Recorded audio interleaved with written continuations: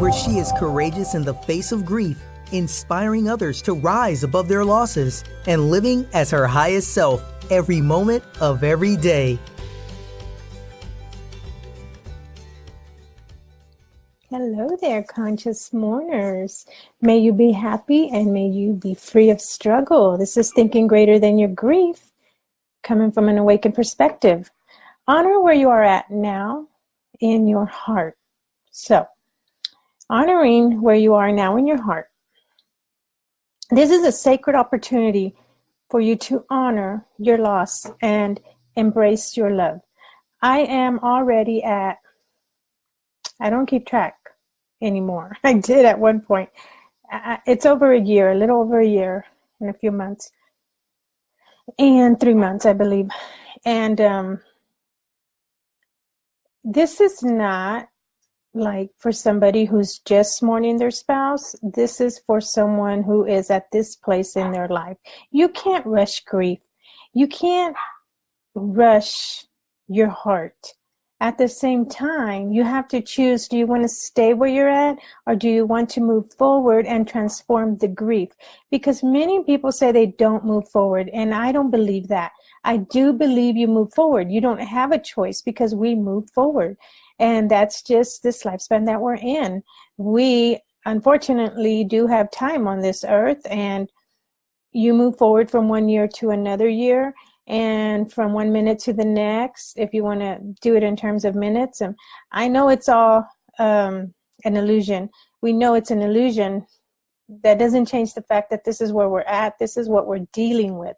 So this is your unique life's journey, your experience. Your beliefs will guide you as you navigate through your new reality caused by deep loss and transformational change. And I can say that, and I'm actually getting this from my blog on consciousmourning.com on Thinking Greater Than Your Grief, honoring where you are right now in your heart. So you are never alone. I know loss brings up so many emotional feelings: grief, betrayal, abandonment, anger, shock, denial, hopelessness, fear, confusion, lack, and hatred, and many, many, many more that I didn't mention here. So what I did was I asked myself, what is it I long for? So you ask yourself, what is it that you long for from your loved one that is in the non-physical world now? And I know, and I've always known, that you're never alone, that we're never alone on this earth. We feel the separation when we cause our frequency vibration to be in a state of loneliness, in a state of disconnection from that of source, whatever it is you call your source. So allow yourself to connect directly to the qualities that you miss and hold them sacred and value them in your heart so that you never have to be without them again.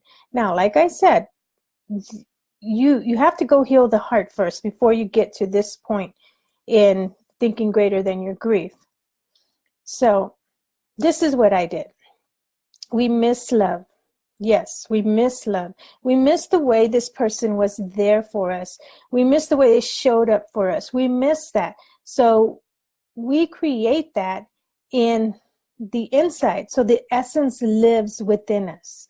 And like I said, I am coming from an awakened perspective. And if you do the practice and if you do the work, you will get yourself to that place of being at your highest self, living your greatest life. So,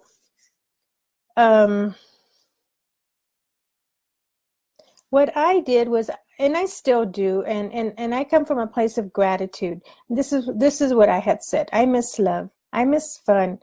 I love that experience. That I love the experience of love and fun, and I'm never going to lose it.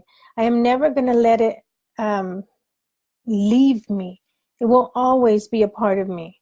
So I go into it and I feel that person that you lost.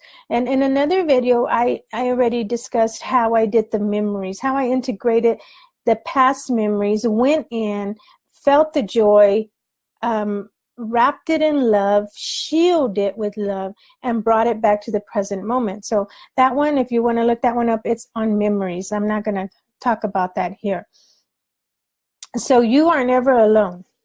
And for me, I miss Paul's physical presence. That was a big one for me. I miss the love of my partner, the love of my husband, the love of my love, the love of my children's father. I miss home. I miss security. I miss my joy with him and our family. I miss laughter. I miss his heart, his support. I miss my best friend. And that's just like a teeny tiny little tip. We know that when you lose your spouse, you lose so much more than just one person. And all of a sudden you get put on this emotional roller coaster of loneliness. So we have to start by honoring what we lost. So sit with your heart and feel what you feel you have lost. Feel, what is the sense of spirit I miss through this loss? And I use loss for the sake of everyone understanding me. I've never felt that I lost that in the sense that I know you can't lose anything, but I did feel that I lost. When my husband died, I did feel that I lost his physical presence. And I understand that the soul goes on and that we are living in multiple dimensions. And I get all that, but that doesn't help me right now here on this dimension and this perspective. So my life's experience, when I lost Paul in a head-on collision from one day to another, and feel what you miss about them. Honor that quality. And thank yourself for recognizing that quality in you. Hold it sacred and honor it in your heart. Say, I honor this. I feel the sadness of missing it. And then the hopelessness of always having it. You can add whatever it is that you want to add to your own. And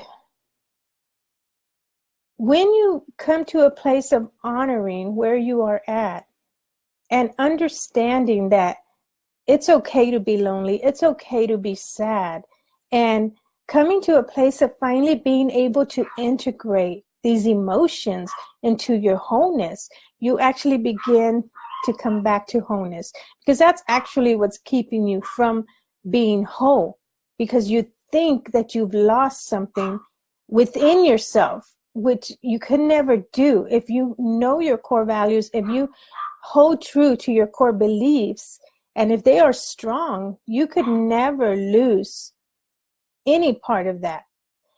But because we grow so attached to this person, and that was the case for me, of course, how are you not going to grow attached to your spouse, to the person you love most in this whole world?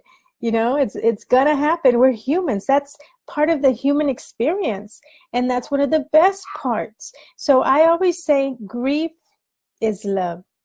Grief is love, because when you lose that spouse, when you lose your loved ones, that's what you're grieving. You're grieving the love that you think you've lost, but you haven't.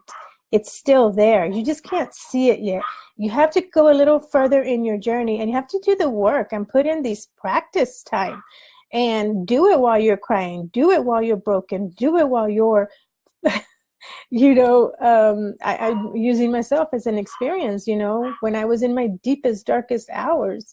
And it took me 3 months to be able to truly, truly, truly start to see the effects of the practices that I was doing. My husband was a lot to lose, and I wasn't going to let it be a loss of vain, lose him in vain. I knew that I had to do something, and this is what I'm doing. This helps me. And at the same time, hopefully it helps somebody else out there. So enjoy and kindness. Have a great day. Honor the space where you're at, and be okay with every single emotion that comes your way. Everything has a gift for us. And when you can see this gift and integrate it into your life, that's when healing begins. And a lot of the times when we're crying, when we're sad, those are some of the best, most wonderful gifts that we can openly receive and it will transform your grief experience. Enjoy and kindness. Have a nice day.